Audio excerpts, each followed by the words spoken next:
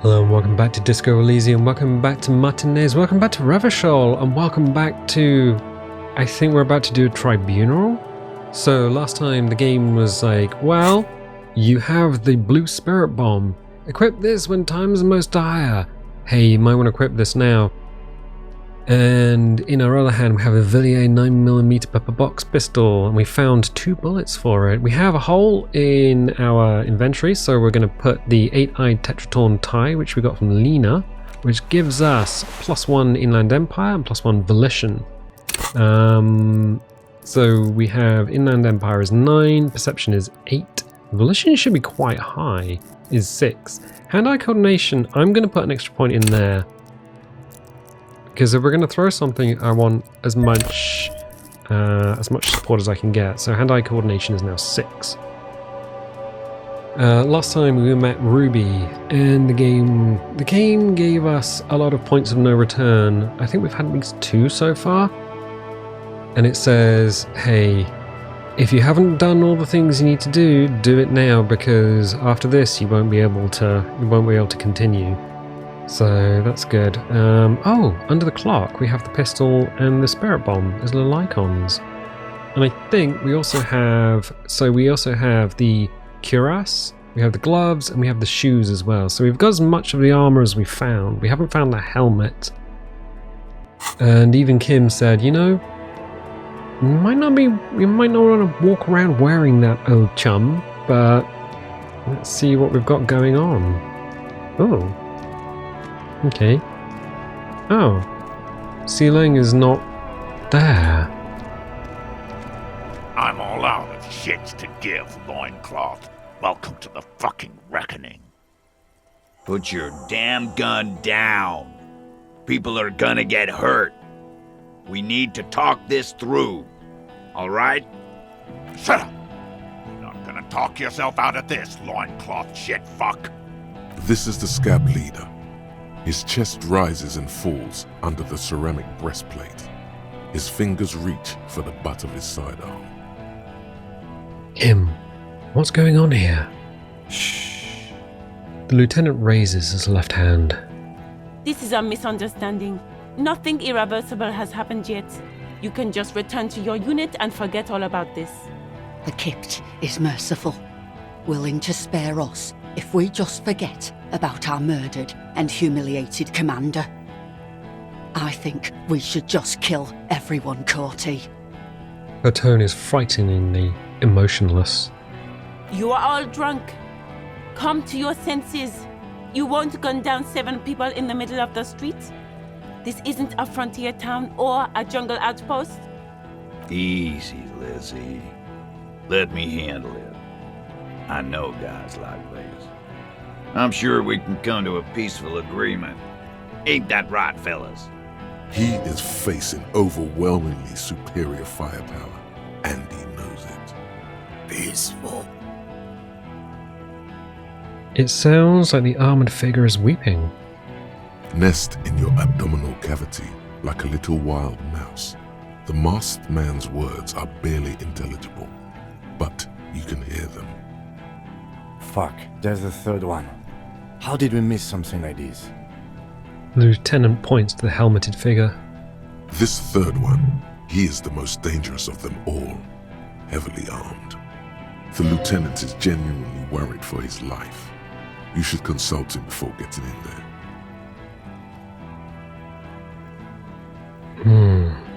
The big one is the scab leader. If this turns into a firefight, we should take him out first. A sound strategy. He's the leader.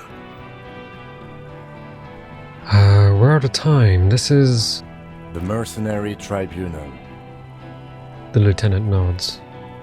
What do we do? My plan is not to get killed, but we have to intervene. He puts his hand on his holster. He doesn't want to, but he must. We can walk away, or we can say, stop, this is the police, and get between them. Get lost, comedian. You cops had your chance. Now it's fucking time for some justice. He licks his lips, waving his gun at the crowd. Losing his balance for a moment, he staggers backwards. I think he's calmed down a bit. Pig fuck! Is the only word you can make out. It doesn't sound calm. One wrong move and I'm taking you out. Easy in now. No one needs to die here today. See nothing across your arms. I can see you're drunk. Easy now. No one needs to die here today. Oh, people are gonna die today. We're not leaving it like this. These tribals hung him up for everyone to see. No one is going to kill anyone. Let's just put the guns down and talk like civilized human beings. With a wordless gurgle, the killer loads his long rifle. The leader gives a small nod to the helmeted man. Suddenly, the blue medicinal spirit in your hand seems to have a pulsating glow. It feels enticing somehow. All right, end game. Light me on fire and throw me in his face. Wait, it's a good thing you have an anthropomorphic petrol bomb. It really is. But you have to soften him up first. Present an argument. Even if it comes to a fight, it's a good idea to get under his skin first. I think we actually put points in rhetoric last time. Okay, cool.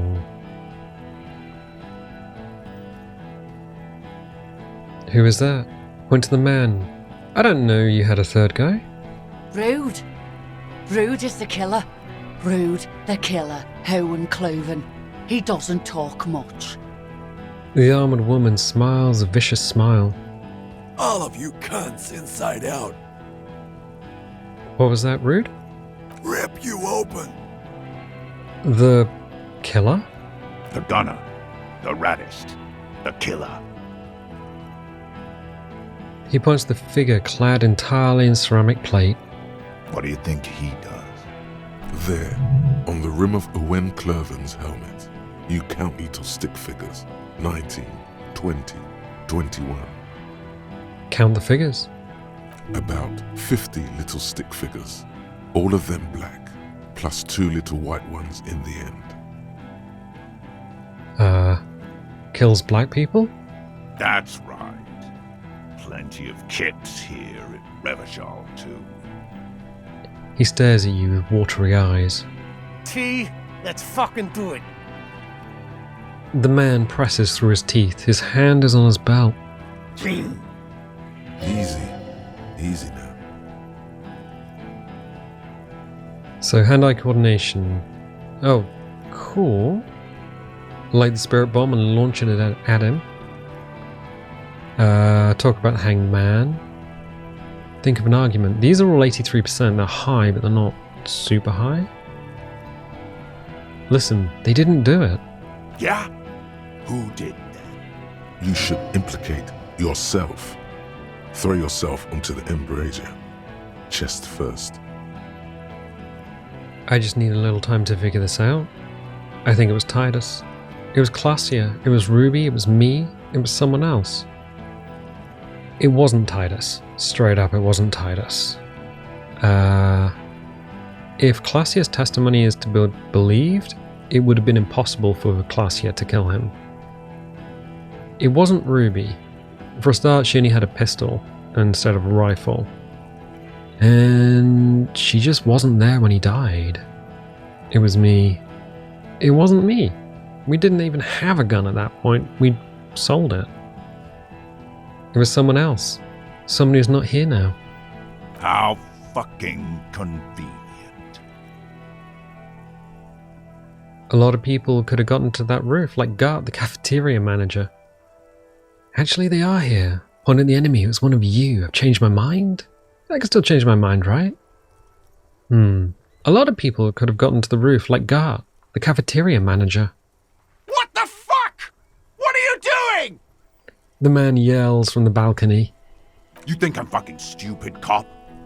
What if I just shot one of your pals here, right now? Huh? There's a dangerous gleam in his eye. Go ahead. Tell me it was the fucking cafeteria manager one more time. He points his gun at Elizabeth. Listen, please. This cop and this drumhead cop marshal won't decide who... Think. Why doesn't he believe me? The Hardy Boys confessed to hanging him, all together. Titus said we took him out back and hanged him. He said it loud, in a public place. They didn't confess? Or... Listen, he was shot. He wasn't hanged. Listen to me. You're lying. DePaul heard it. He doesn't move the weapon. A Kiel Model 40 revolver, 8 rounds in the barrel. The gun slowly sways in his hand from the inebriation. You heard wrong. She and these men have been helping us find the shooter. The hanging was only a cover-up. Fucking liars. He pulls the trigger. A plume of smoke erupts from the muzzle of his gun. The shot rings in your ears, a low, tinny ring. Then the Hardy Boys yell something. The young woman stands and looks behind her. The shot has flown over her head, crashing a small pane of the glass window behind her. I missed. The man looks at his revolver and smiles. Not true. He purposefully over-aimed and shot the window. You had him second-guessing himself, only for a second. Do not assume he will miss the next time. I know what I heard, Corty. They said they killed him. They said it was a good way to end a Sunday night. That doesn't sound good. You need to change the topic now, or there will be another shot. What topic? Shots have been fired. Act before it's too late. This was a close call. Ooh, rhetoric. Think of an argument. International something. International law. How do we get snake eyes?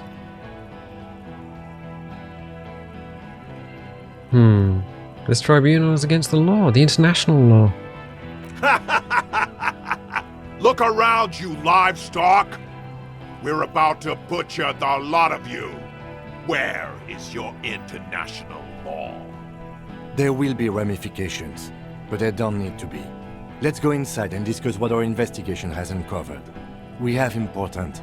We're not fucking coming anywhere, Sailite. Say something. Get off this trail. Thank God it's only ineffectual thus far. Talk about the hanged man. Dangerous. Ask about him first. You don't want personal facts about his dead friend coming out of your mouth. He has to start it. I knew you weren't a goddamn scab leader. Yeah, I don't fucking act so well. Laylee had a hard-on for making faces for you natives. Fucking food aid shit. That shit is done now. Trigger time. Who are you? Sergeant Major Raoul Cortiner, reporting in to burn this fucking mud hut to the ground. He points at the whirling in rags. As he moves, the interlocking pieces of his armor click, softly. Click, click, click. The realization comes to you, like a picture puzzle coming together. His name is Raoul Cortiner. The dead man's name is Elise Cortiner. He's brothers with the deceased. No, probably foster brothers. Elise was put into a foster home, remember? For killing, maiming, and humiliating our commanding officer. You're all sentenced to death by lead. Cortiner. I know that name. He sways from left to right, inspecting you. Raoul and Ellis Cortiner. Look him in the eye. I'm sorry about your brother, Raoul. He wasn't my fucking brother. We just grew up on the same farm and got beat into place by the same sick fuck. And then went to the same military academy, and the same unit, and the same war. Same fucking mud hut town, too. He looks around, then wipes his face with his armored glove. Okay, good. His parents left him in a fucking leaf compactor. Who? Laylee. Yes, when he was small, just an infant. We researched him. We contacted the ICP and looked at his birth records. That was in there. And other things. They fucking put Laylee in a leaf compactor, and now these cunts finished the job. He waves at the gang huddled by the doors. There's real anguish in his voice. A drunken sadness suddenly engulfs him. Memories. It's a mindfuck, Corty. He wasn't put in a leaf compactor. They're making it up to fuck with us. Major, permission to. Open fire. We can't have that. Interfere now. Listen, you're Laylee. Everyone says good things about him. He was a talker. Fuck do you mean, talker? We've heard testimony. People say he was charismatic, a nice guy to be around. Yeah, he liked to chat up the natives. Share leaflets, squeeze a bit of kit tass here and there. Great fucking idea that turned out to be. He points towards the yard. If Laylee was here, he would spare the lot of you. Maybe shoot one for show. But me, I'm not a big fan of public affairs, clay monkey. I'll gun every one of you down for what you did. Ready to open fire, Major. At your command. This one isn't used to being suited this long. She's uncomfortable. We'll open fire just to hurry things along. He had blue eyes, didn't he? Your brother.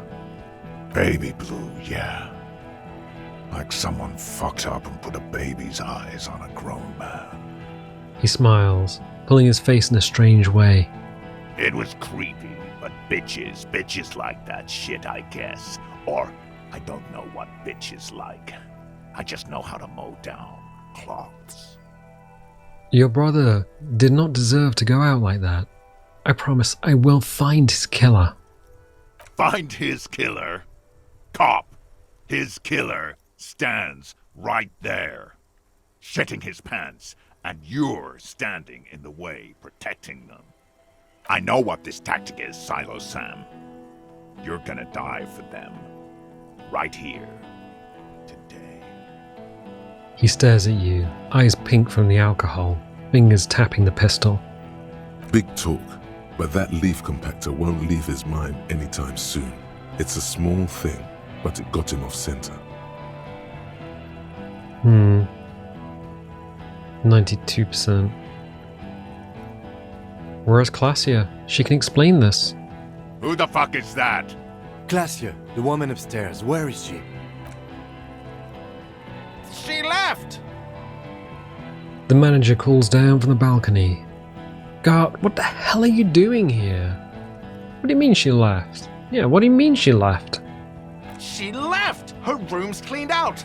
Right before these assholes showed up! We should have arrested her. The lieutenant whispers, his eyes still on the armed mercenaries. You can feel how upset he is with himself. Just for a second. Then the fear takes over and he's back in the moment. Hey, Bushman! Your little cunt isn't gonna help you out of this one! She's gone. Forget about it now. Concentrate on this. The Wild Pines rep does not approve of this. You think I care what that company cunt thinks? We're working together. She knew you were out of control, she told me. She's gone, you stupid fuck! Sailed off 5 minutes ago. She doesn't give a shit about you, Silos. He points to the sea. As you look to the bay, you see a small green sail on the horizon by the crumbling sea fort, growing smaller. Oh wow. Our perception is pretty high, and these passive rolls. We needed 14 for that. Stay cool! Don't do anything stupid! Titus shouts to his men in the background. The company bitch is gone. Laylee's cunt is gone. Laylee's gone. Fuck are we still doing in this shithole? He looks around, tired suddenly, sad even. Guys, I just get in the way. I don't even have a gun. Hold your ground. Any more of you run, I'll shoot you myself. We're doing this. this together. They're huddled close in a formation. Steal. The rest will stay. Even if it means dying here with him. You're all drunk. Look at yourselves. Yes. So what? Your judgment is impaired. You'll regret this. Nah. I'm clear as day. Fucking government-ordained super soldier. Enough already! What is this? We didn't come here to fucking chat! The woman's voice is furious. Interrupt me again and I will execute you on the spot, Lance Corporal. The outburst is accompanied by yellowish saliva around his mouth. We have two options. Stand there quietly, hope nothing bad happens, or... Oh, it's 97%. That's as high as it can possibly be. The only way we could fail is Snake Eyes, and we've already got one of those once. Light the spirit bomb and launch it at him. I think this is the only time we get to do this. I kind of want to stand there quietly and see if we can resolve this, but this is Horrific Necktie's time to shine. Figured out the armor, got them arguing. He's thinking of the leaf compactor. Roll it.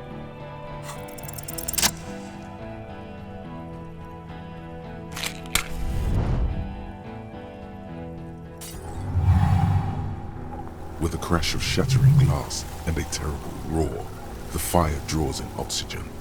The bomb hits the mercenary in the chest, swallowing him in flames as he staggers backward.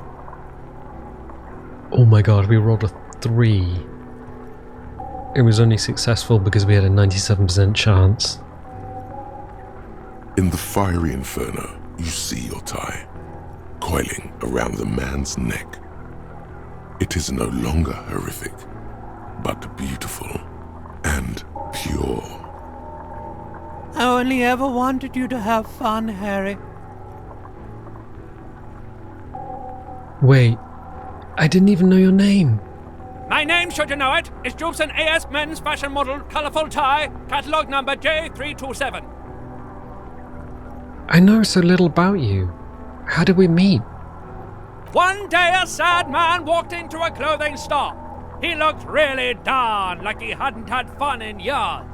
He needed someone to show him how to rock and roll again. Jubson AS catalogue number J327 shone on the tie rack, trying to get his attention. The sad man picked it up and put it on. He looked at himself in the mirror, didn't smile.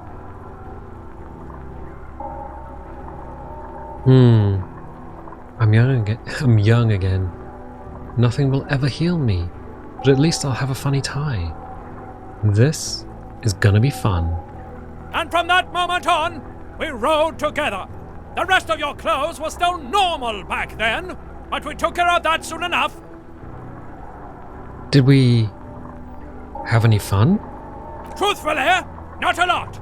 I did everything a multi-pattern necktie can do to help a man. I mean, I tried to get you to do all the fun things. Drink beer, drink wine, drink cider. Go to parties with young people around and drink beer and cider. Do drugs too, so you don't fall asleep. You had some fun, but not enough to heal you. What's wrong with me? Your heart is broken, Bratushka, and it cannot be mended. Believe me, I've tried. Am I gonna stay like this forever? No, you're going to be mowed down by gunfire from the 2 remaining mugs. So no, not forever. Who broke my heart? You both did, Bratan. Deep down, you know it was both of you. No, it was her mostly. Don't lie to him, Necktie. What's going on with that guy? This guy, well, his face has cracked open into a scream of terror. It looks like he's performing some sort of a shamanistic dance that requires you to be on fire. Yeah, his body contorts in a very disturbing manner. There's no mincing words with this one. He's dying a horrible, painful death as you're talking to your tie in your head. Smells like a steak on the grill. The burning flesh in your nostrils. May he find peace by his stepbrother. It's good to see you still have capacity for compassion, my friend. Deep down, you are a good man. Goodbye, Necktie. See you on the other side. The necktie disintegrates into molten heat, its last remaining embers letting out a pop and a crack that sounds like... Harry, for God's sake! Watch out!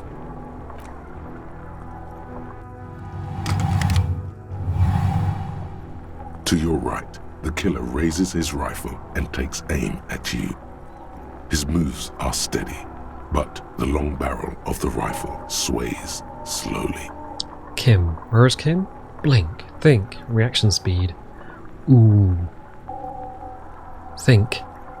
You stare down the barrel of the gun. You see Rude's mask behind it, his eyes in the slit of the helmet, like a camera lens, focusing on you. 0.6 seconds remain. There are 6 little black dots in the tip of the thick barrel, like a honeycomb. This is a knock cannon. It shoots 6 rounds in one pull of the trigger. Is there anything we could use to protect this frail body? That gun will tear us to pieces. A full suit of armor can't be too agile. You can shift direction faster than he can. Kim. Where is Kim? From the corner of your eye, you see the lieutenant raise his pistol and aim it at Rude. Oh, 42% roll it. A low shot rings. You feel a tapping like rain on your chest plate. Heavy drops of rain. Then the sound of dice rolling as the cuirass distributes the shot evenly from plate to plate. You got hit. The armor took most of it, but still your ribcage burns. Feels like blood is slowly seeping into your lungs. God, please. The lieutenant says quietly without trembling. His face... He aims, face pale. 2 shots ring at once. One from the lieutenant's pistol, and the other from DePaul's. It's aimed at the lieutenant, but it misses. You hear a scream behind you.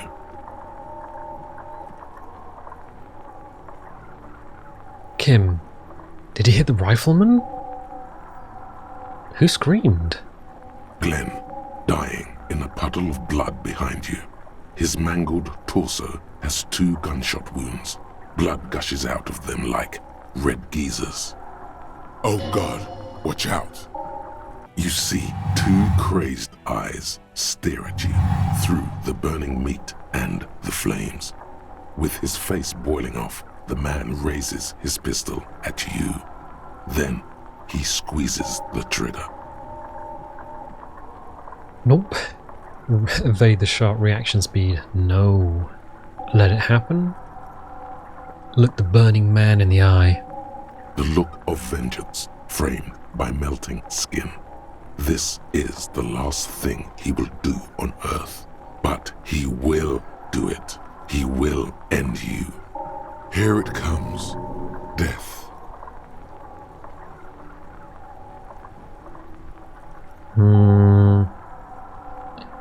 Try to evade the shot.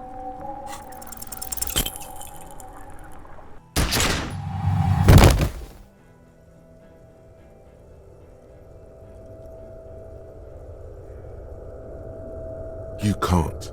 There is no time. Something inside your pelvis explodes.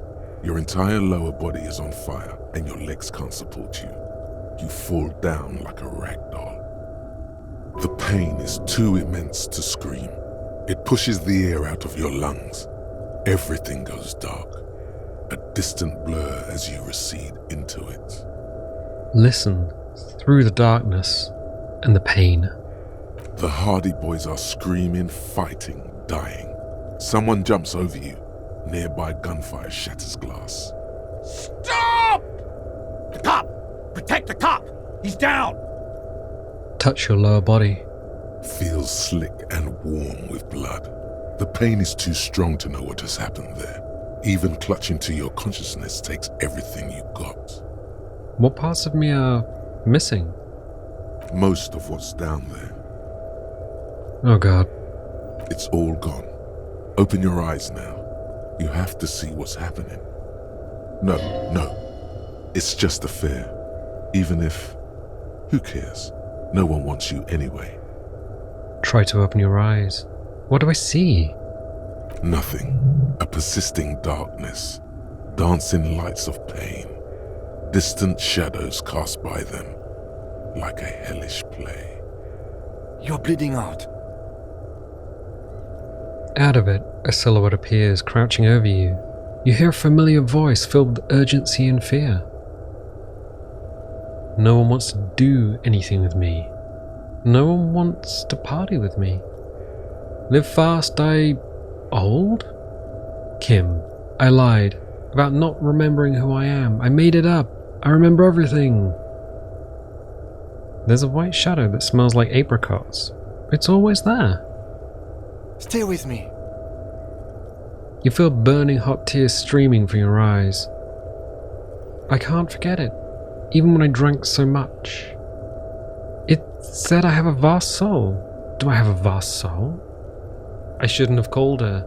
Now she hates me. She would have started loving me again, but I called her, and now she won't. It said I have a vast soul. Do I have a vast soul? Yes, keep talking. You hear me? Stay awake. The lieutenant pushes down on your wound hard. But you can't. It's so hard. Your eyelids grow heavy, and the sounds ever more distant. And a cold comes over you. The lieutenant, too, is somewhere far away, almost gone, when suddenly you sense something behind him. A slender white shadow towering. Someone stands there, raising her pistol at him. The lieutenant does not see it. He's pushing down on your wound with both hands. Just let the darkness take you. Authority. No, Kim. The lieutenant trusts you. Kim truly trusts you. And our authority's pretty high as well. Roll it. No, you say, and hand out your firearm to him. Your hand trembles, and your eyes are full of fear. That's all it takes. There is no room for hesitation. The lieutenant moves like a spring unloaded. He grabs the gun from your bloody hand and fires behind him. You hear a faint scream, a woman's. Then the sound disappears, like someone pressed stop on the tape. The woman is gone. So is Kim. Then the whole world. All into total darkness. This is death. One more door, baby. One more door. Will I be a ghost now? Brother, you already were a ghost. Up there screaming along with all of them, scaring each other, haunting each other. It's the living who are ghosts. The dead are silent. They don't rattle windows or write letters in blood. The living do. Leave them behind. Rest. No. Let me back into the fight. The fight? There is no fight. The fight is over. It was lost 1,000 years ago. You have laid here forever. Keep falling deeper. Take the door. He's not taking it. His body is not taking it. Oh God, no. He's not disintegrating. He's swelling up instead. Over the hours, hurting, moaning in his sleep, and rotting, and being disinfected, and smelling of drugs, and feeling saliva in his mouth, drifting in painkillers, thrashing in his wound sleep. He can't go. Not before the case is solved. There is a radio in the distance. A radio of the world. Playing sounds. Good morning, Elysium. Soon you will return to the world. You're thirsty. Reach for the glass of water by the bed. The world is still there. Sleep some more. Hours turn to days. Soon we will get up again and go through it again. Finally we know what the infernal engine was outside. The clarion call. It was him. He is the infernal engine. He never stops. He only gets worse.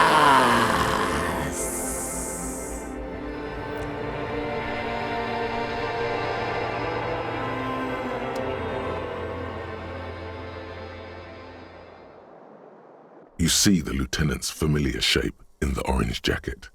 It turns double, then triple, from the pain. Kim. Sunrise, Parabellum. The lieutenant says, he's in the middle of a freshly cleaned room, with a fan above his head like a halo. His face is covered in bruises. Sunrise, Parabellum. Sunrise, prepare for war. Parabellum is Latin for prepare for war. Ouch. It's not ouch time yet. You just got the Dramamine pill an hour ago. Wait until it wears off. The room, it's clean. Mr. Gart cleaned it. It took him an entire day. How long have I been out? 2 days, in and out. You've been up enough to take Dramamine and curse. And drink water. The piss jacket. Kim, you took it off? Yes. The joke wasn't funny anymore. I took it off. Oh, was he wearing the... He wasn't wearing the jacket. The close proximity of death must have made the lieutenant contemplate his life choices. He's done with the jacket. What did you say? Sunrise? Sunrise, Parabellum. Sunrise, prepare for war. It's an old revolutionary saying. My gun. It's engraved on it. Cops like it. Is it war today? The gates of the harbor are boarded up. The streets are a little more empty. Apocalyptic violence is yet to erupt, I am relieved to say. He looks out of the window. I think we may have held it off, for now. Barely. Good. Yes, we have also completely failed, but that's okay. What happened? What happened? You threw an improvised petroleum bomb at the Major. A firefight ensued. The tie made me do it. He does not answer, and searches for something in his coat pocket instead.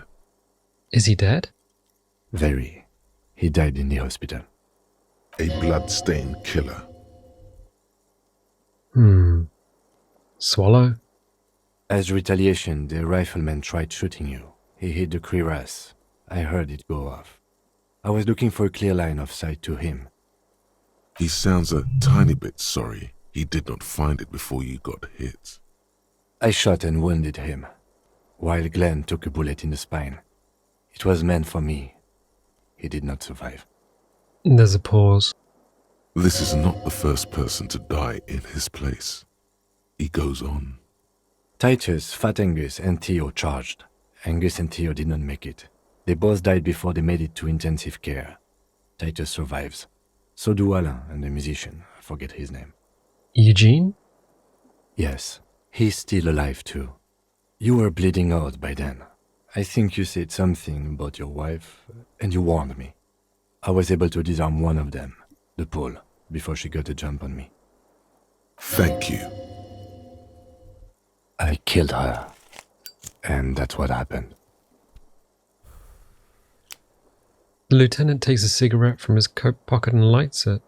A bitter smell fills the room. I thought you only smoked one a day.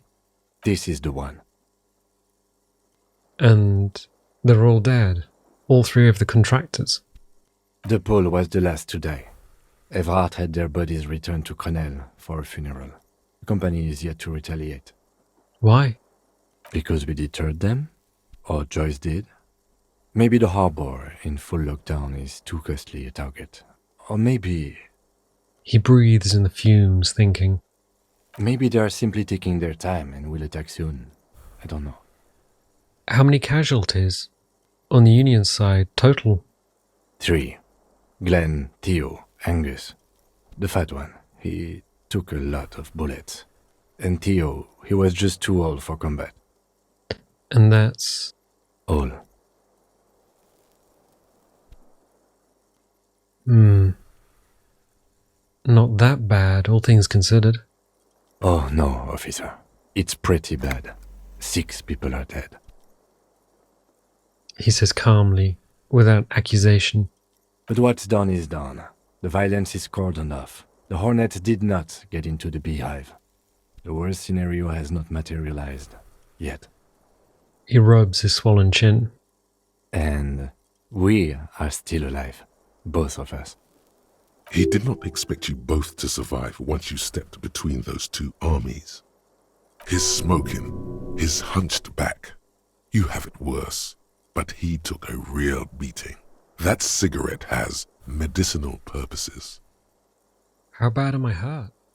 Reasonably bad. You were shot in the left quadriceps. That's your thigh.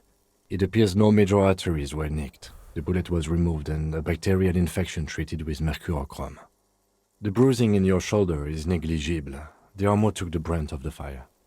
Can I walk? We will see. If it's possible, then by pure willpower alone, you are going to have to become a psycho-locomotor. I'm a psycho-locomotor. Good. You'll need to be. Whatever that is. Has anyone from my station been to see me? No. A man and a woman sit in the front seat of an armored motor carriage. The woman is driving. The man lights a cigarette. Jean Vicmer is his name. The asphalt vanishes under the wheels of the machine. Ahead, harbor cranes rise to the sky. Back to that shithole, he says. Isn't that strange? I called your station after the fight. The injury was logged in. They told me they've sent officers to join you on the site. Odd. You haven't seen any, have you? I'm sure they're worried about you. That means he hasn't seen them around while you were out. They're not really worried about you. If they were, wouldn't they be here?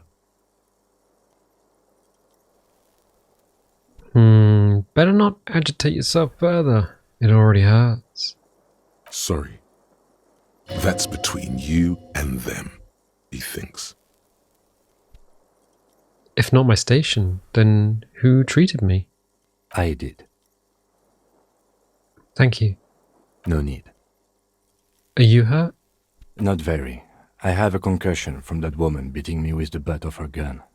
I tried to not move too much. Things would be worse if you didn't warn me. Thank you. I did not see her coming. Stupid of me. Okay.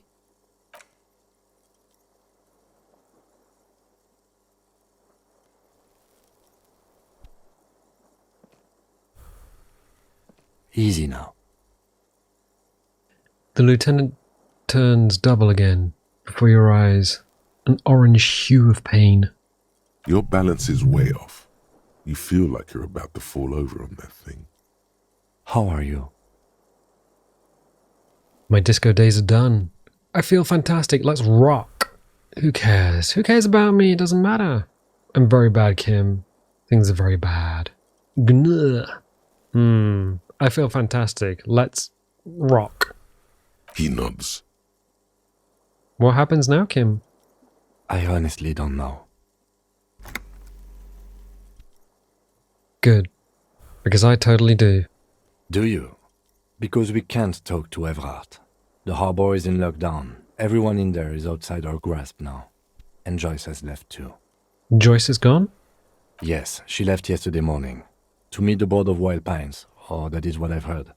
There's a pin somewhere in the machine that keeps Connell from sending in a death squad.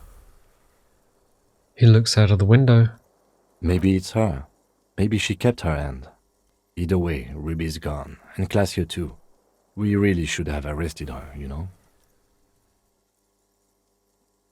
Wait, you've checked? She's really...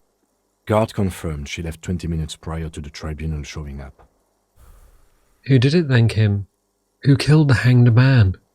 I don't know. I think the theory you presented, it's someone else outside our circle of suspects, was right. It better be. Everyone within the circle is either dead or gone. Honestly, I think our investigation has not produced a single credible suspect. This is because I'm a La Puta Madre peon, isn't it? The fucking May bells, Kim. The flowers.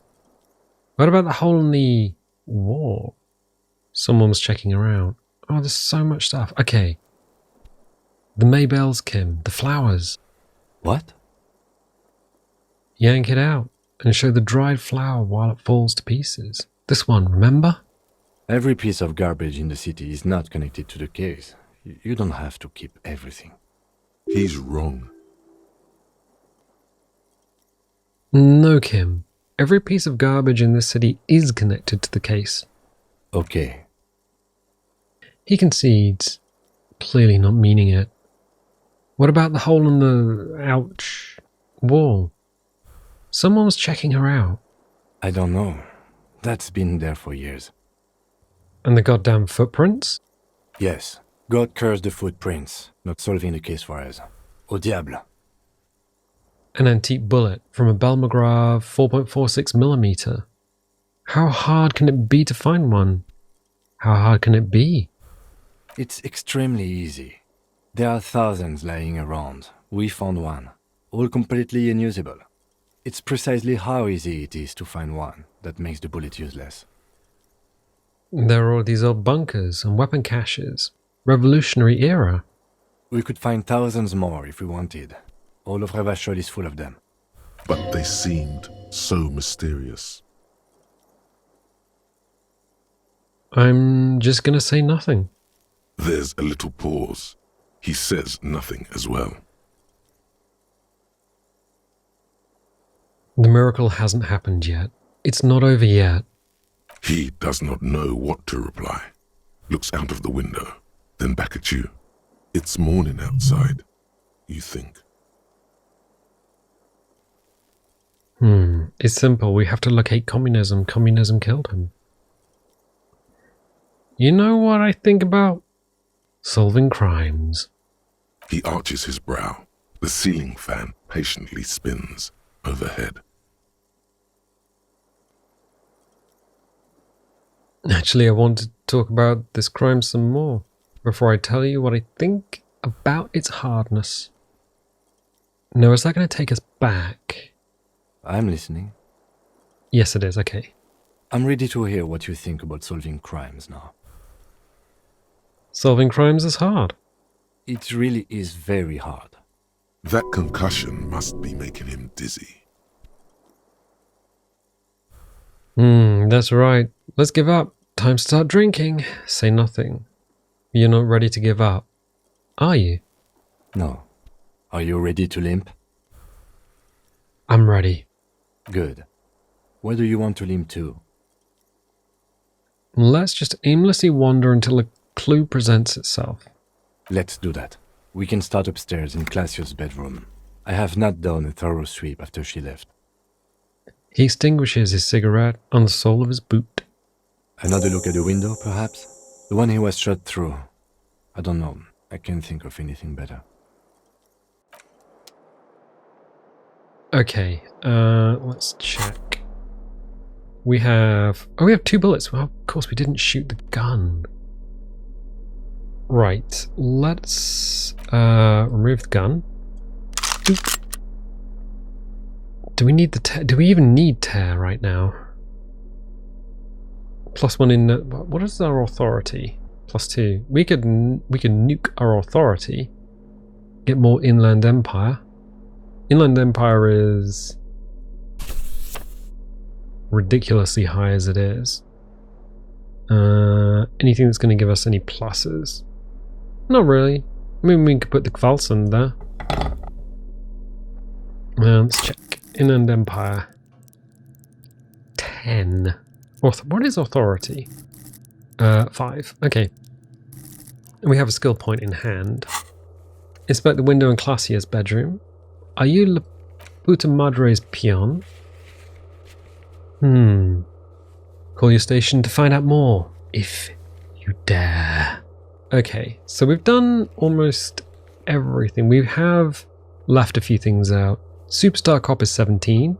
Apocalypse 1, sorry, is 7. Boring Cop 2. Communist 7, Fascist 6. Ultra-Liberal 20, Moralist 7. Good Cop, Bad Cop is now 26. People killed is... it has gone up. It's gone up to 4. Okay. And that was a petrol bomb. Or a spirit bomb. I wonder if that's going to come back to bite us, but... Okay, sure. Ooh. We've got some options. Newly replaced glass shining in the morning light. You hear traffic outside, back in the world again.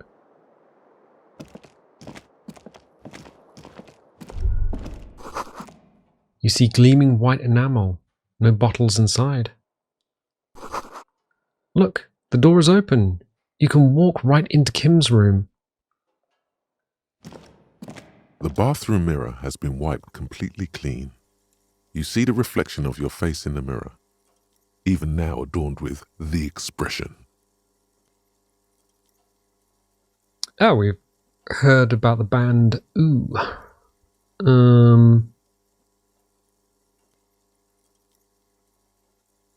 Oh, okay. We could use the chain cutters to fix the faucet, stop steam from fogging up the mirror. Well, we don't need to do that because it's clean, it's wiped clean. I don't think we're going to stop the expression. No, leave the mirror be for now. So we could go into... let's go into Kim's room. Let's have a look in there. This Stereo 8 player has been reunited with its right speaker. Oh, interesting. The bed's a little nicer now. You could get a good night's sleep here. No time to rust yet. It's not... it's a futon.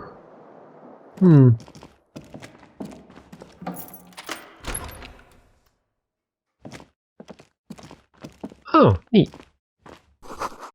The alarm is set for 6:50 AM. Medicinal supplies on the cupboard. Mercurochrome, a scalpel, and something else. Oh. These papers bear the stamp of the RCM. They appear to be fragments of the lieutenant's paperwork, half finished. You may have notes on this and other recent cases. I had Garth open the door to your room. You were running a low bacterial fever the first night. Thank you for keeping this thing alive a little longer, point to yourself. I'm such a burden, I should just fuck off. I saw apocalyptic visions of the darkness. Behind darkness. Behind darkness. I thought I was dead for a moment. Back there on the plaza? I think you very nearly had a heart attack. Alcoholism has damaged you more than bullets have. We should go. Ooh. Okay. Oh, we can't open his door. Interesting. So we can't get out of Kim's room. And there's nothing more around here. Okay. Ouch. That leg hurts. Maybe if you don't run, it'll be okay. Okay, let's have a look at Classia's room. What do we got? Looks like she has left something on the table.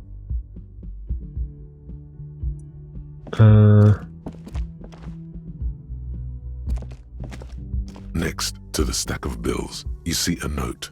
A few lines jotted down in large, uneven handwriting, just as the writer was about to rush out the door. I'm sorry, I fucked everyone over. P.S. I didn't kill him. P.P.S. Gift upstairs. A gift? The lieutenant turns to the staircase suspiciously, looking for any signs of another presence in the shadows above. What could this gift be? Seems she left in a hurry. It's hardly surprising. You look at her rough, jagged handwriting on the note. She was in a rush, but not panicked. Deliberate. Focused. What could this gift be? I am not drawing my gun, yet, but I don't like gifts. He says he's not, but his hand moves instinctively toward his holster as he studies the note. Relax. Not everyone is out to trap you. Okay.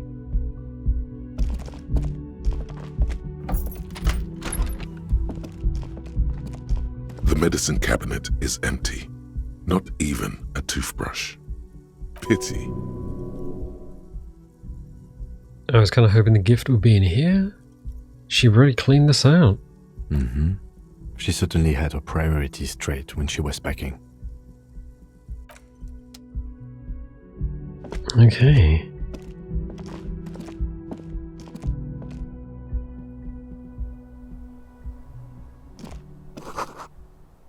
A red thread made of nylon. It leads out of the room and onto the roof.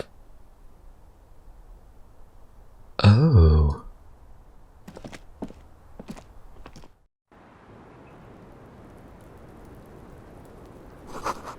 The thread is tied to the antenna.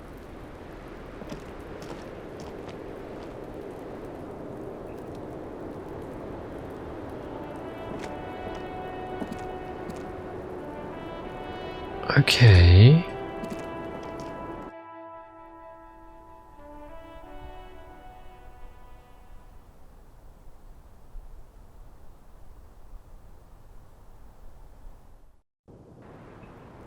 So it's tied to the antenna.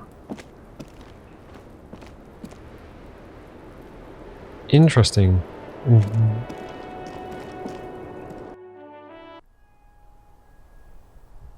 I don't think there's anything more we can do here. Let's just check. Go to a room, search it once more. Upstairs in the bedroom, the window. Perhaps it will yield something. Oh, interesting. Did it not...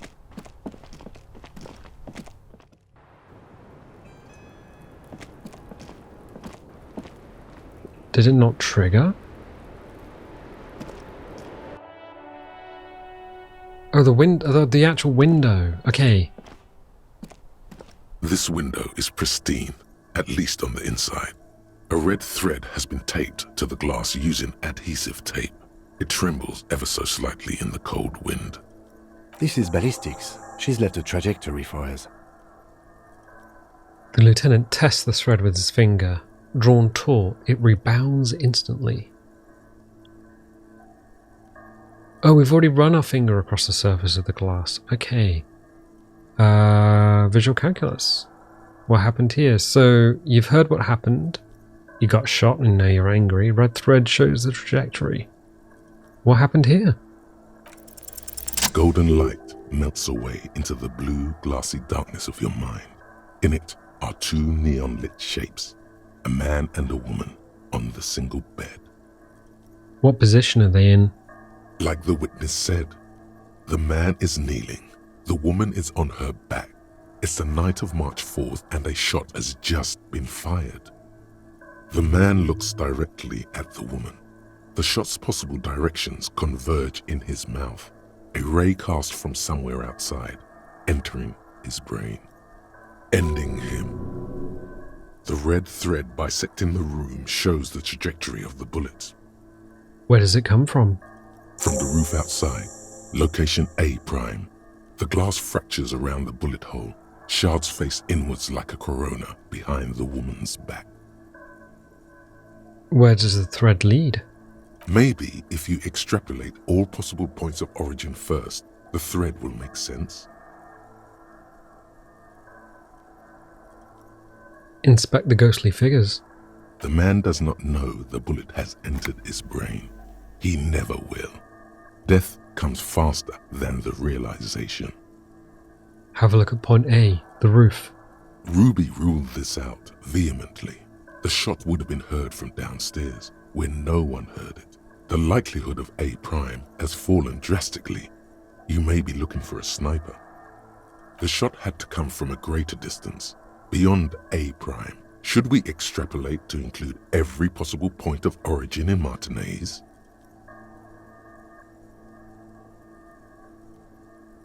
Extrapolate the radius to include all of Martinez. According to your map of the district, this shot could have come from a wide angle of locations, starting with the northern edge of the abandoned boardwalk, ending with an islet in the bay. Let's call them B prime. More precisely? B prime for boardwalk, B double prime for Land's End, and B triple prime for the islet detective. There may be smaller points in between, but those are too fine to zoom in on. Have a look at point B prime, the boardwalk. 700 meters away. The likeliest of these B positions, 20% chance. A skilled sniper could have made the shot, provided he had a safe sniper's nest.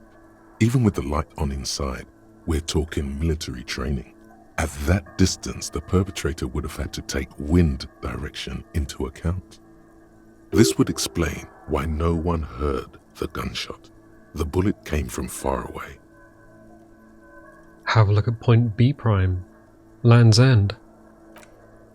1.2 kilometers away, the least likely of these positions. Let's say 3%. A truly skilled sniper could have done it, possibly from a tent. No, too far-fetched. Have a look at point B triple prime, the islet. 1 kilometer away, an unlikely point of origin.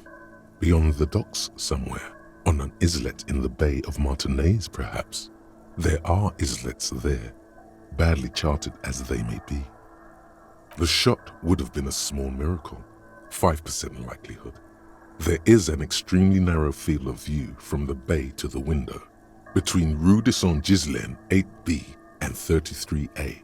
The angle would have been extreme and access to the islets is questionable, but it is a possibility. Then there's the thread the witness left. She did have a first-hand view of the event. Perhaps she found something in the outer reaches of her memory of it. You need to inspect it again. I extrapolated all the points of origin. Now where does the thread lead? It suggests the bullet came from the extreme upper quadrant of possible angles, from a point beyond the roof. B triple prime. The island in the bay. Is she trying to tell us the shot came from the islet? Unless she thinks the perpetrator was standing on the ring antenna. That is where the thread seems to point. How did she know how to do this? She was there that night. She would have known precisely where the bullet hole was in the glass. It also looks like there may be more to her skill set than we know. The question is, should we trust her? This is her way of saying she's sorry. I find that hard to believe, but at this point, what difference does it make? This is also one of the few places in Martinez we haven't been to. So it is. For a second he seems tired. You seem unenthusiastic? Yeah, that's not gonna work. There must be something else we've missed. Maybe we need to go to the island.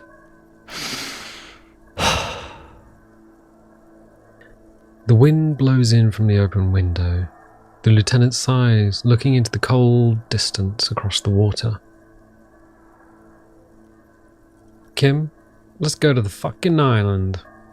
I'm going to the island, are you in? Actually, yeah, let's not go to the island.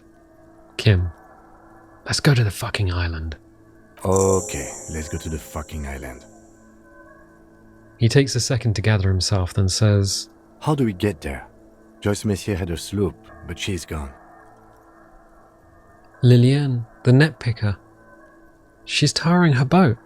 Ah, yes, of course. The village. Let's go. Blink. Alright. I don't think there's anything on the roof, but let's go back out there. No, there is nothing for us here. Okay, we'll go back through Classia's room. I don't think there's anything... Yeah, let's go down. I don't think there's anything we've missed.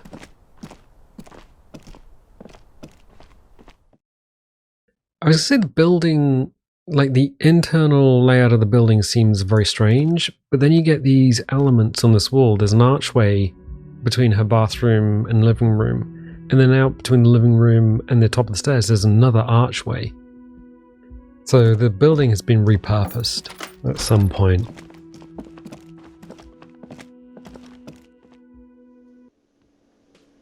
Ooh, I thought I saw the police officers down here, but they're gone? Hey, Gart. Oh, you're up. It's good to see you back on your feet. Did you like your room? I cleaned it for you. I did, thank you. Big improvement.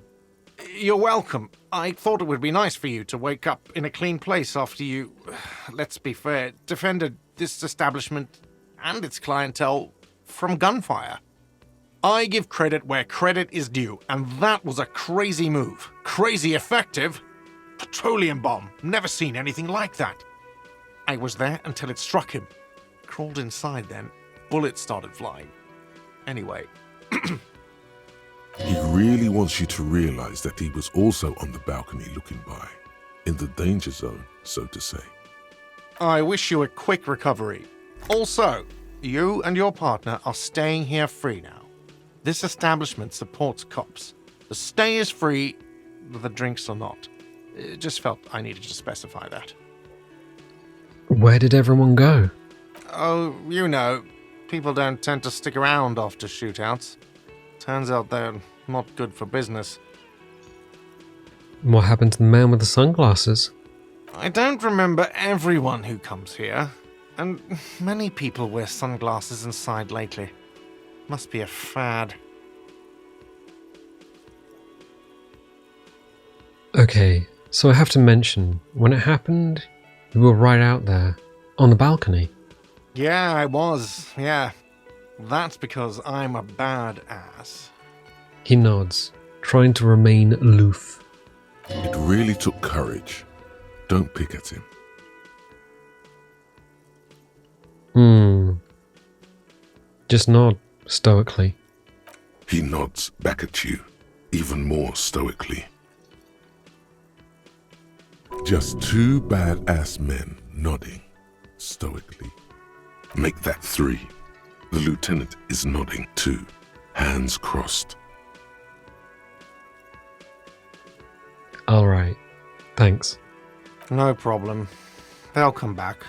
They always do. Goodbye.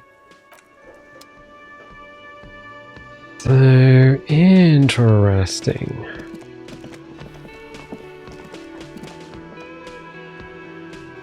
Ooh, some people in. Have we? Okay, I'd say we talked to these. Obviously, we have at some point. Oh, let's talk to Titus. Seeing you approach, the bruised man raises his bear in welcome. Crazy motherfucker. Didn't think you had that fury in you, but I guess I've misjudged a lot of people lately. There I was, thinking, Where are we gonna find a tin opener large enough for those cans?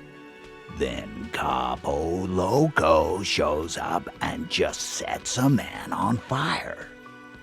Impressive shit, Copper. None of us would be breathing right now if it wasn't for... I guess what I'm trying to say here is, thank you. This is big. It's as big of a thank you as Titus Hardy can muster under any circumstances. He pauses and extends his hand. Shake it. No need to thank me, just doing my job. Shake it. I superstarred the shit out of that. Shake his hand and nod in silence. Don't shake. Look, I need to talk to you. Actually, I just came to say goodbye. Shake it. I superstarred the shit out of that. Dick Mullen on steroids. Glenn would have liked you had he gotten to... Never mind.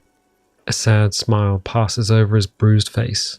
There's a lump in his throat when he thinks of Glenn, lying on the plaza mosaic, bleeding. Sorry about the people you lost. Theo was old. I think he'd be pretty happy with the way he went. Never could imagine him withering away on a sickbed. But Angus, he was just a stupid kid. Didn't realize the mess he'd gotten into. Trusted me. Still, the balls on that kid. Went down fighting for someone else's shit like a fat, angry bear. Here it comes. The last one is the worst one. He only deals with it by drinking copious amounts of 8% beer. And Glenn was my friend. Best I've ever had. I love that crazy homo like my own brother. We're all fucked without him. But what do? This job is shit. Hold on. What about that Shanky fella? Dennis, you saw him run. He's a mean little shit and I never trusted him. He'd better run real fast now. Real fast. They're good people. I'm sorry it went like that. Well, yeah. Memento mori. Right. Yeah, totally. Absolutely. Today, I'm going to get drunk, eat good food, and bed a good-looking girl. 'Cause tomorrow, a motor carriage might run me over. Memento mori is a reminder of one's mortality. Or you might die of a heart failure or syphilis. Hey, fuck you for ruining a beautiful idea. What's going to happen to the Hardy Boys now? First, we're gonna find Dennis. I'm going to find Dennis. I'm going to find him, and then I'm going to kill him. The tone of the statement is so matter-of-fact. It's as though he were talking about picking up a morning newspaper on his daily walk around the block.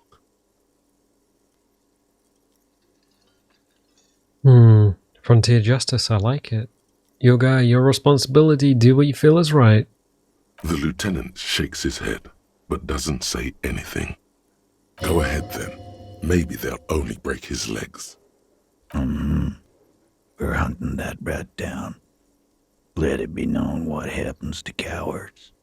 And then... He thinks for a moment. I guess I'll take a closer look at our union members.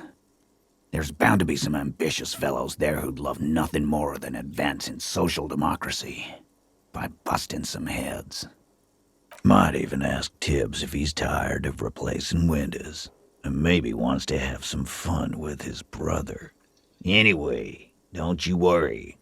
As long as Titus Hardy's standing, there will be Hardy Boys. Do you know what happened to Classia? Don't know. Don't care. I'll be glad if I never see that fucking woman again. Even after all that hell, he's still bitter about her? Titus, after all we've been through, level with me. You really liked her, didn't you? Nope. He did. Same here, man. He shrugs and tries to look uninterested. Any idea what I should do now? Judging by the sight of you, I'd suggest crawling into bed with a bottle of whiskey in one hand and a big tit in the other. Yeah, go pay Monica a visit in Janrock. She's got a knack for making men forget about their worries. Biggest pair of milkers in all Rebacho. Hell, you both look like you could use some feminine company right now. Thank you for your advice, Eugene, and you too, Alain. I do always appreciate a good use of the expression milkers. You're welcome, Bina Claude. You're all right in my book. And Titus's response is completely unironic. So long, fellows. Be good so I don't have to come back here again. Take care, coppers. You two look after yourselves now. Death passed on you today, but men don't get that lucky twice. Copo loco. And normal cop, I guess. Good luck in Shamrock. Scars make the best tattoos, they say. Thanks for getting involved, guys. Not a lot of cops would step into that line of fire, but you did. And if you ever feel like the uniform is holding you back, I've got a few vacancies. You'd make one hardy boy, copper. And Titus Hardy himself would make a good officer. That man was born to lead. The RCM could really use a man like you, Titus. Think about it. I will, Capo. That's a promise. Now scoot, because the Hardy boys got some mourning and drinking to do. Take it easy on the drink. The danger has not passed. This town needs you on your feet. Good point, Bino Claude. We'll keep the vol under 12% tonight. Bino Claude. It's like Four Eyes, I guess. This is the guy that we talked to originally who gave Ruby away? Hi, gendarme. Another rendezvous. Oh, it's the smoker on the balcony! Oh. Hello? Hello, hello. So what brings you here?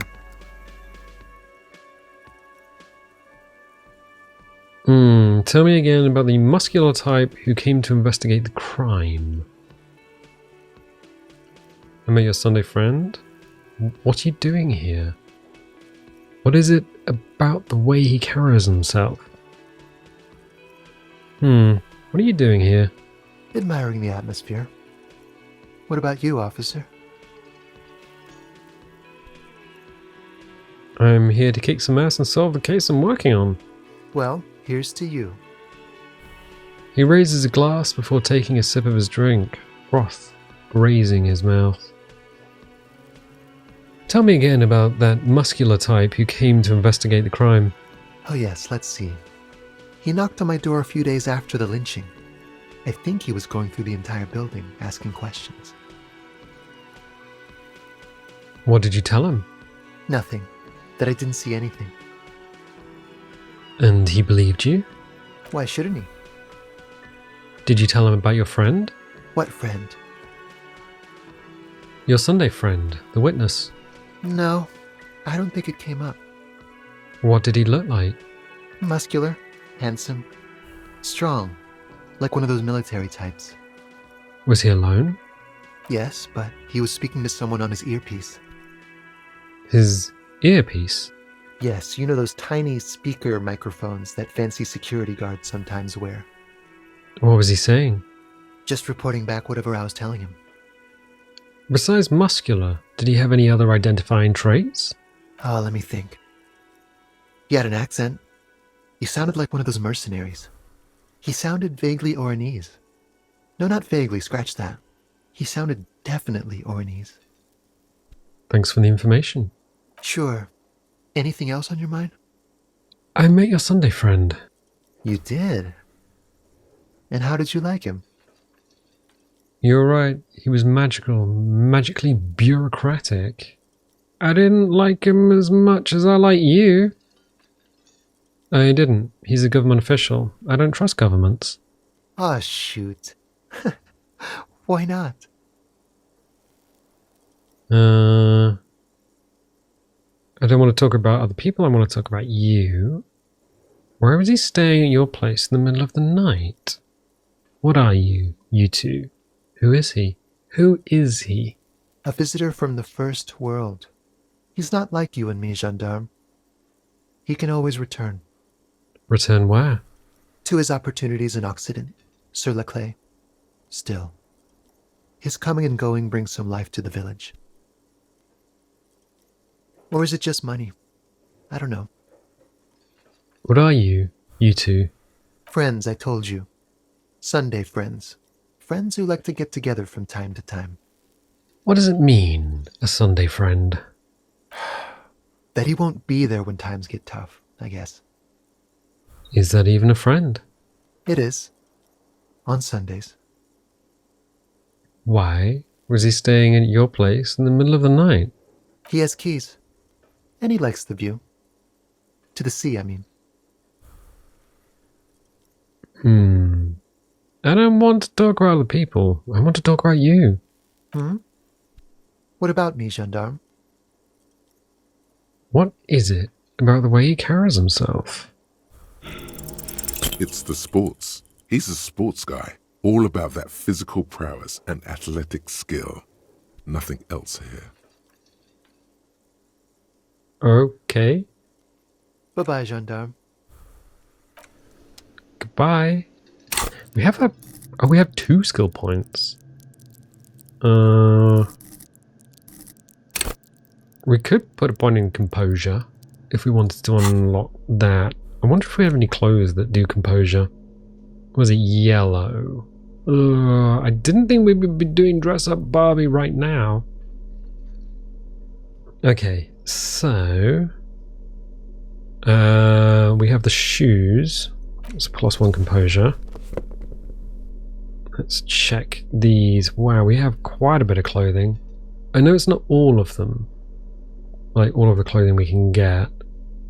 Hand-eye coordination, reaction speed, interfacing, nope. What else? Well, it's definitely not going to be any of the shoes. Oh, Pimple Maker's coat. Nope, that's not going to help. +1 to composure. Dynamic windbreaker surf. Ooh, we are gonna look stunning. Okay. Inter-ancillary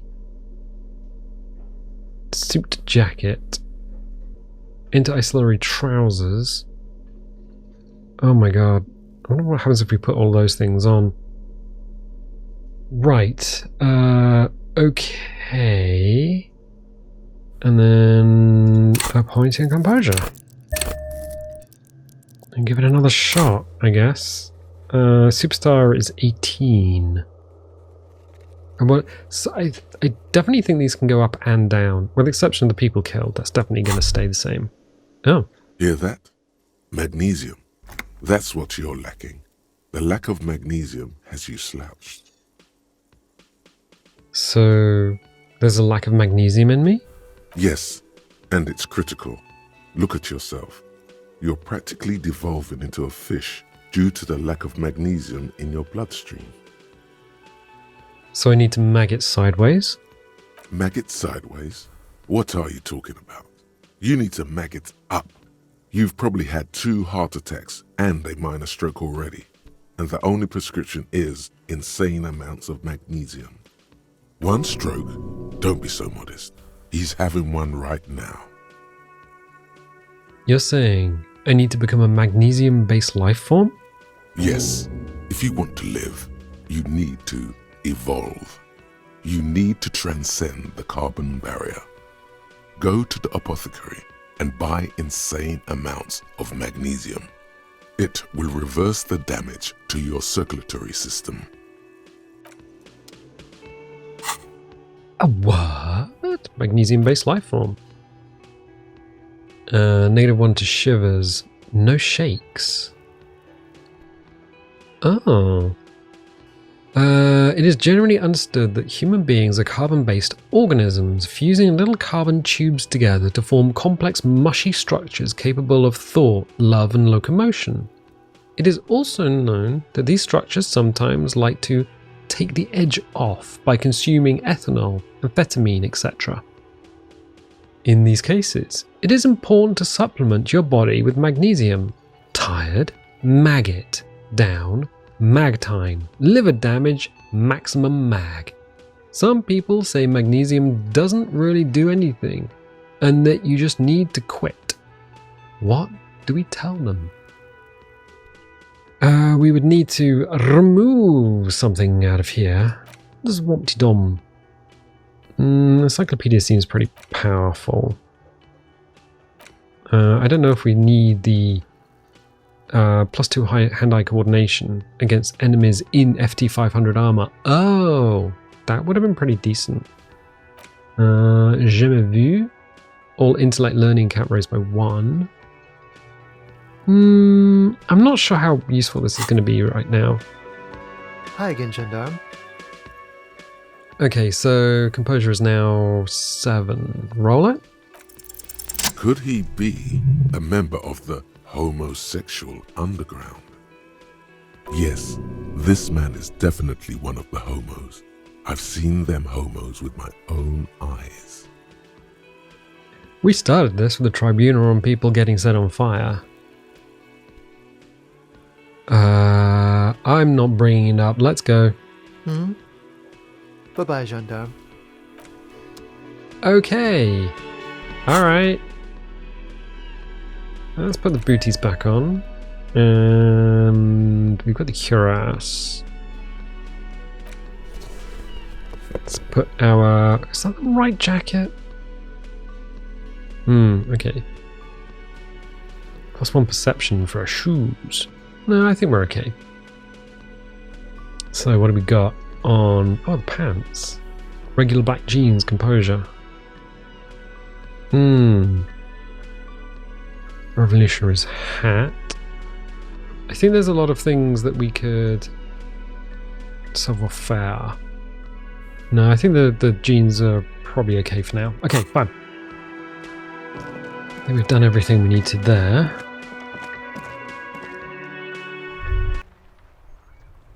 You think you have a pretty hot suspect right now, don't you? That ruby of yours?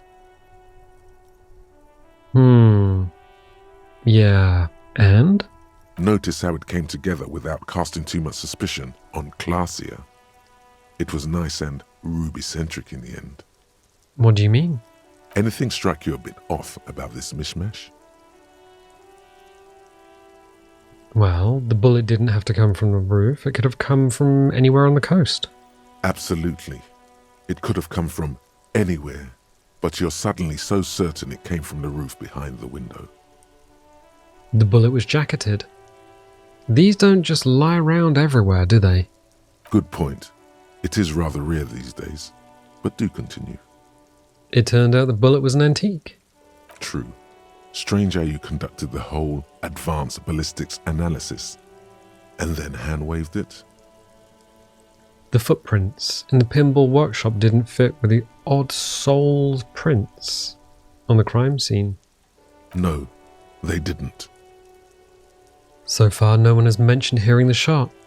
Notice how this hasn't come up at all. Even Hardy and his boys didn't mention it. Neither did you. I'm done thinking about this. That's right. Finish thought. Just finish it and conveniently go on. She's watching you leave right now, you know that. Free as a bird on that roof, lighting up a cigarette and thinking, am I glad Ruby's in this shit and not me? Don't listen to this guy. The theory was solid. He's just jealous. Move on. It's no use harassing her further.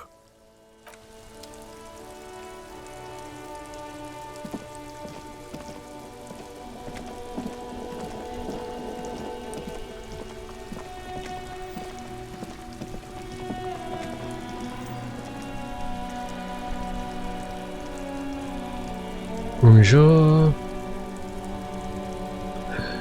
I can't... De retour... No, I can't read it. The graffito has been painted over the traces of the fight that took place here. It smells of blood and heavy fuel oil. This was Cindy the Skull. Looks like Cindy the Skull finally found words for her masterpiece. The lieutenant crouches, touching the fuel oil with his finger. Looks like it, yes. This is still fresh. It wasn't here yesterday. I smell heavy fuel oil. And blood. Some of it is even yours.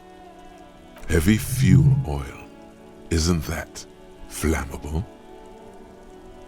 What are you trying to imply, Fingers? You could buy some smokes, light up a ciggy and throw it in there. You know, just to see what happens. See if it's flammable. It's better that way. Safer. Do we okay, cool. Oh, there are some people around. Let's not run. Hello again, sir. Okay, and that's not got anything more to say. Fine, let's go and pick up some smokes. I wonder if Kuno has anything more to say.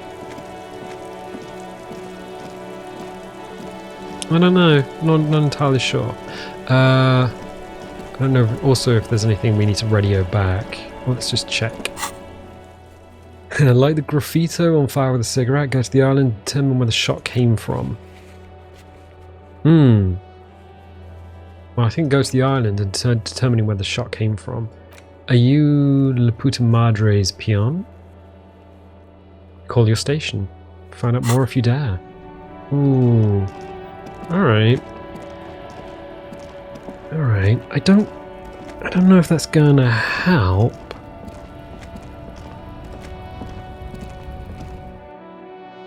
So, how do we buy cigarettes? A colourful display of cigarettes and alcohol bottles line the shop wall, inviting you closer. The bottles wink at you in the light. The smokes too glitter in their wrapping. It's like looking into a kind of heaven. Your knees are weak. There, in that dark green glass, all in vain. The great flowing river of warmth, wine, alcohol, beer, alcohol, love, alcohol. I'm in heaven.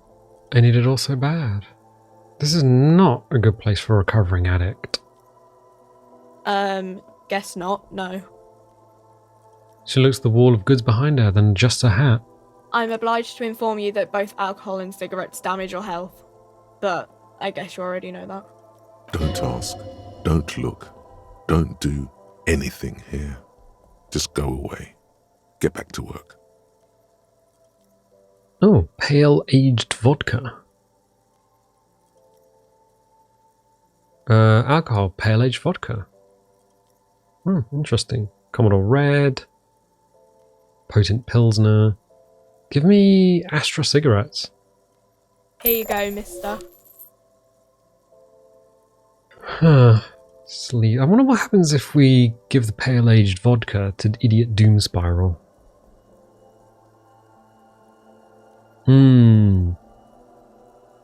We're going out that way. Oh, I don't know. I think that's half our money. Let's do it. Here you go, mister. Leave. Boop. So, uses left 3. Okay.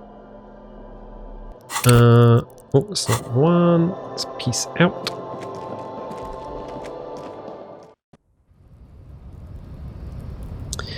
And I guess there's nothing more to see here. Oh, check it out. Odd that you didn't catch this graffito earlier. Van Eyck Overdrive, it says. Okay. Alright. And okay, let's just Let's just peace out. Let's go back to the... Because there's one more story, or... everyone's gone. Jeez. It's not Mary Celeste. I wonder if Ruby's... Can we run? We can. Okay, I wonder if he's going to be interested about listening to what we've talked about with Ruby. And I wonder if Ruby's truck is still here. Oh, the button. I guess it still is. Yes, it is. So the trucks are still here. Fine. So they've not gone anywhere. It's just the people have. Right. Fine. Ruby's okay? My man, you're alive. Almost. Kind of. Sort of alive? Alive and limping. Man, what a day. I missed out on most of the action, but I heard it was quite the encounter. Had a strong sense of finality to it. So what's next? You guys heading back to Jamrock now? Talk is local union muscle were behind it all. I'd reckon the case is closed, even if it kind of turned into a shit show. I'm still looking around, loose threads to tie up. Good luck with that, my man. Ain't easy being you, but hey, you're still breathing, right? By the way, you're not angry with me anymore. Fuck it. I'm a bad guy now. There's things more important than holding a grudge. It's okay. You've been through enough. We are what we are. And you're a cop. Right. A few questions before I go. Shoot. Sorry, man. Didn't mean it like that. Ask away. I met the lady driver on my investigation. She's called Ruby. Okay. He seems a little apprehensive. The lieutenant throws you a quick glance. What are you doing? She slipped away. Whew, good on her. And good on you, too. Better focus your efforts on the bad guys. Mercs and such. Plenty of baddies to go around. And she didn't do it. Believe me, if it's something bad, then she didn't do it. Didn't know her for long, but I know people. He's relieved. All right. That's enough sharing details about the investigation for one day. Okay, we're not going to be able to do that empathy check. That's all for now. So we wrap that up.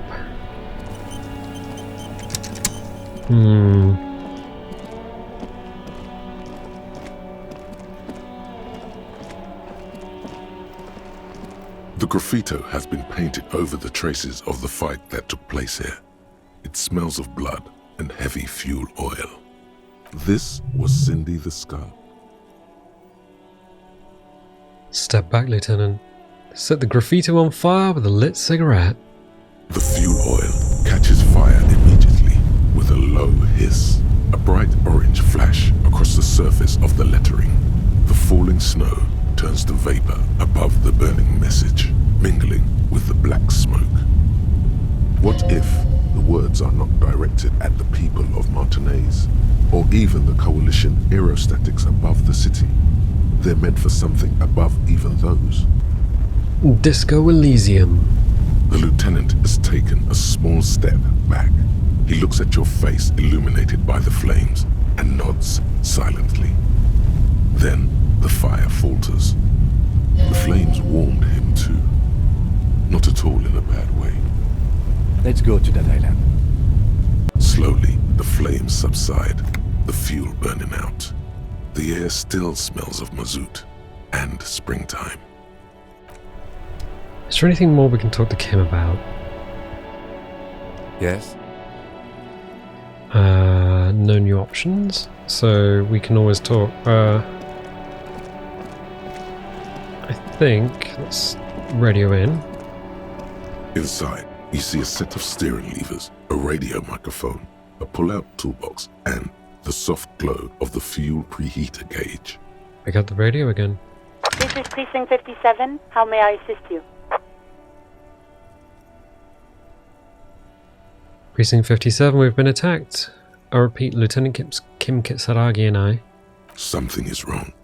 Only static hisses through the speaker. Hello? No reply. Only the mindless drone of static crawling through the air. It's been this way for a while now.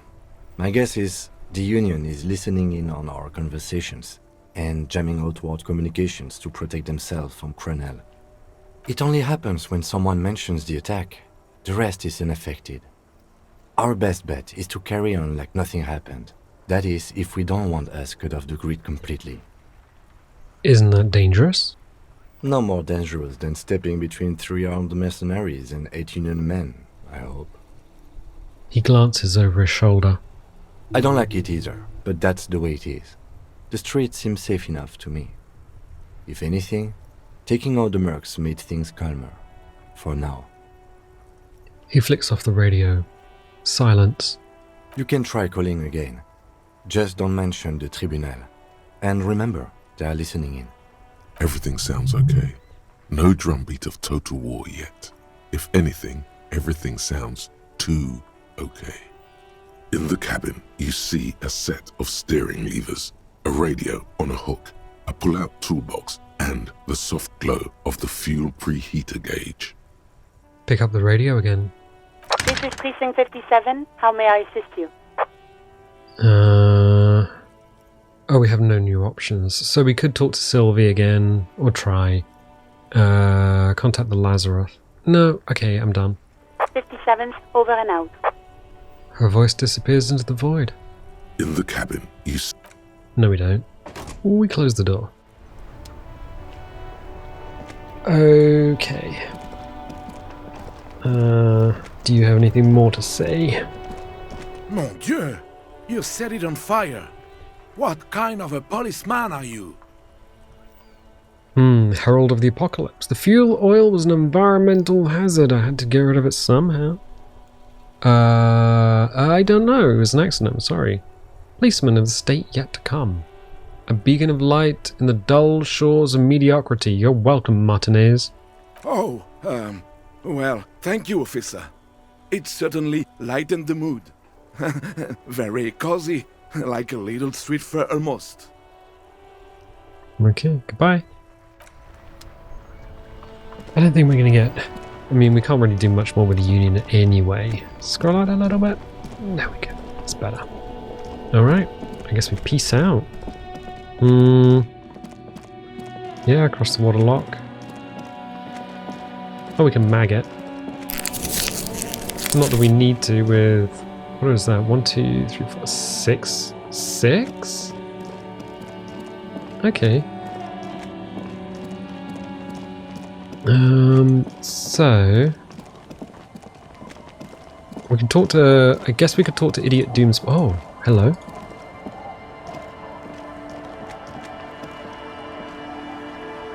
How can we not get up there?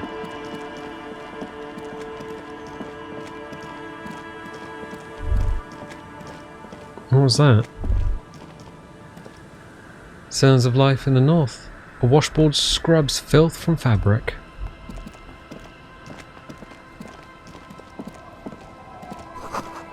A cluster of polychromatic flyers blown in by the breeze.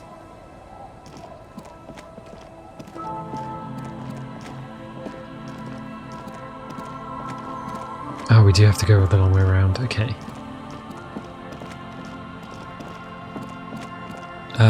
Hey, Idiot Doom Spiral? Man, you're like bleeding now. Reality's really messed you up. I found another batch of alcohol. Can you tell me the third story now? Of course. Drink first, story later. I've got this weird bottle of pale aged vodka. Let me see. Ah, very high concept. Thanks. This last one is the most Martinet story I've ever heard. He takes an almost comically long swig. Thus fortified, he continues. I've never heard it mentioned outside of here. At first, I thought it was a joke, to be honest. But I've been on the coast 8, 9 months now, and in that time I've seen at least 3 expeditions come through, searching for something. A shovel hits the sand somewhere behind the reeds, near an abandoned construction yard. The young men look over their shoulders suspiciously. The sound of their digging seems loud in the sudden silence. Cryptids? Magic animals?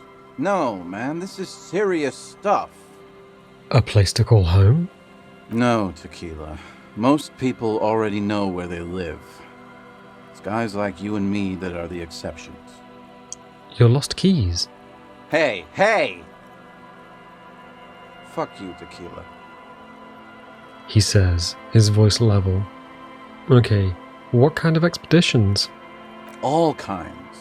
I've seen archaeologists, gangsters, even a bunch of ad agency types.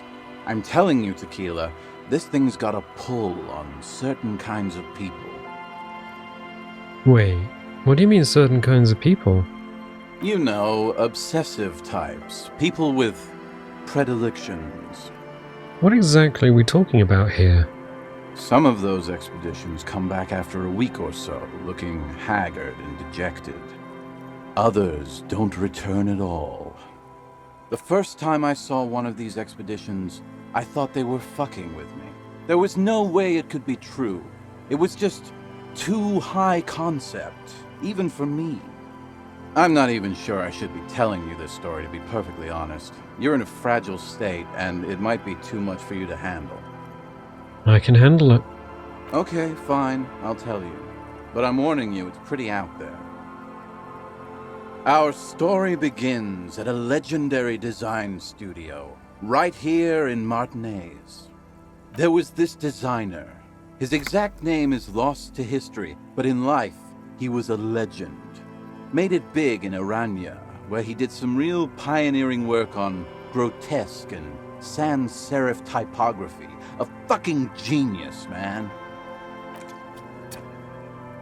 That is, if he even existed. Who knows? It's an urban legend, after all. Anyway, sometime later he started his own personal studio here in Martinez. And that's when he started working on some really wild stuff. I'm talking some glass-smooth, forward-looking design language, the kind of thing that would totally overthrow the old regime, design-wise. But then something turned. You see, it's widely known that nose candy and pioneer graphic design work go hand in hand. Wait, nose candy? You know Tequila, nose candy, the white railroad, party powder. The kids on the streets also call it Snow Day.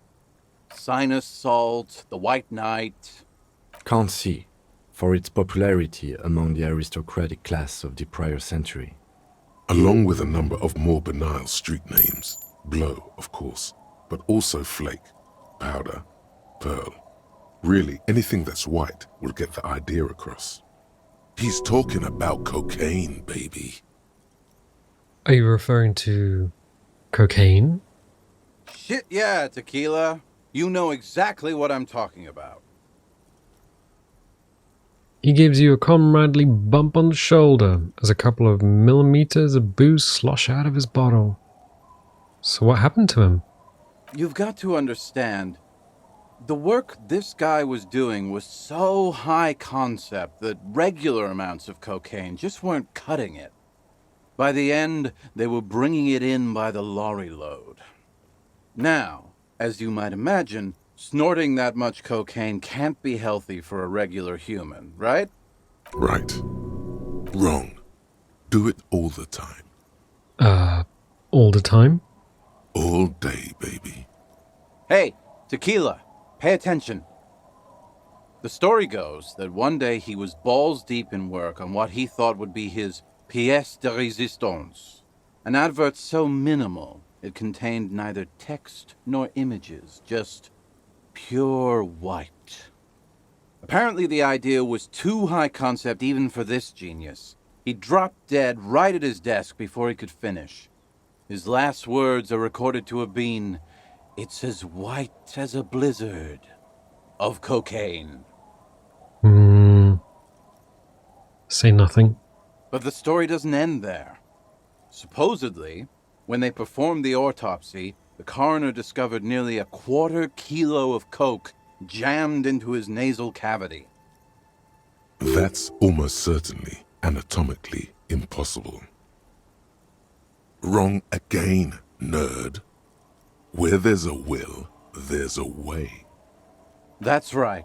250 grams of blow had accumulated in there over the years. We're talking high-grade Saramaritian pure. Not that cut-rate shit your grandma does. There are those who believe the designer was buried with this quarter key of nose candy still lodged in his sinuses. That's what those expeditions are looking for. The cocaine skull.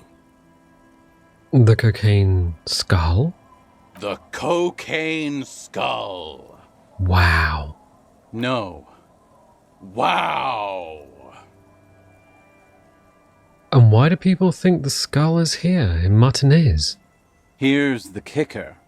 This designer, this lead designer of a world-famous design studio, was born in Martinez.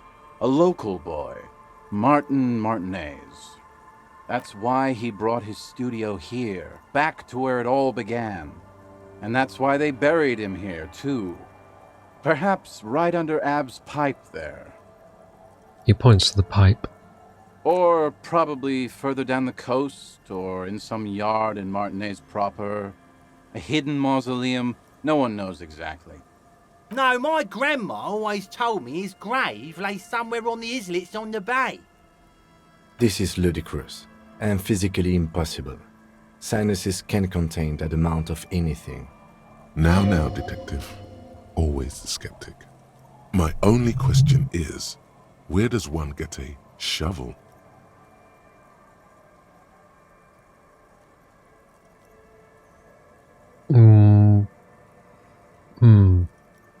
Rosemary, you said something about islets. Don't listen to him or his grandma.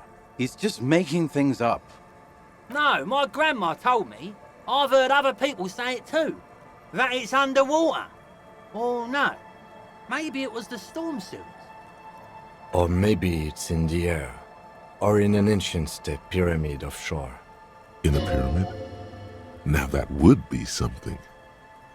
What do these expeditions plan to do with it? The archaeologists say they want to put it in a museum, the gangsters say they want to sell it on the black market, and the ad agency guys say they're seeking inspiration. Bullshit. They just want to snort it. But you could beat them to it, Harry. You could snort the magic skull cocaine instead.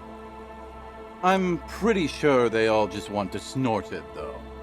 And why wouldn't they, eh? Sounds like right strong stuff. What have you learned from the other expeditions? They're pretty vague about it in general. The gangsters like to claim they're looking for the grave of a friend, with picks and shovels. The archaeologists act all official about it, saying they're conducting serious research. Honestly, I think they're not really scientists, just rich. The junkies, for some reason, are pretty upfront about it. They just say they're looking to snort some blow out of a dead man's nasal cavity. Honest men on an honest quest. You should join them. By now, I'd say I know about as much about it as anyone on the coast. Okay, I'm convinced. Let's go find it. Whoa, whoa, whoa. Hold on just a minute. Finding it right now is literally impossible. What? Why? For one, the way is blocked by that big lorry that says Delta Logistics Company on the side. You definitely have to search the area behind that lorry too, yet it is impassable. And second, outfitting an expedition like that is expensive. It'd have to be a big production to do the cocaine skull justice. You need new gear, people who know what they're doing, all kinds of provisions. It's just not feasible within the economic and temporal frame of our current setup. Matter of fact, unless a bunch of money just falls out of the sky, we might never know what's up with that skull. I have to agree. We barely have what we need to solve the case we've got now. We can't afford to run around chasing after quasi-mythical pieces of drug paraphernalia. Besides, It would look extremely bad for the RCM to be caught up in something that has the word cocaine writ large on it. The PR is tricky on this. Damn, that's too bad. Wait, maybe there's another way. Maybe up around the coast? Don't give up now. Yeah, well, that's the reality situation for you. Who knows, though? Maybe someday we'll get our chance. Alright, be seeing you.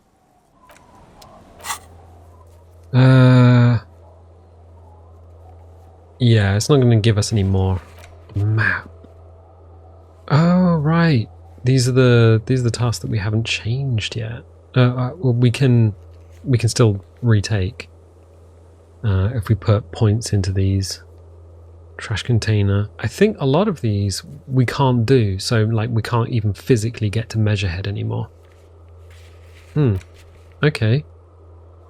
Ooh, Super Suck Up. 19. Yeah, great. Okay. I don't think giving him the pale aged vodka did anything different. So I think we just blew $30, but it was worth doing just to see what was going on. Oh, we need to be in the village anyway because we need to talk to Lillian. Good, but I am going to leave it there for the time being. So, if you like this, definitely leave a little like. Leave a subscribe if you haven't subscribed already. If you want notifications, dingle bingle. If you don't want notifications, don't click the bell. And I'll tell you what, I'll catch you next time.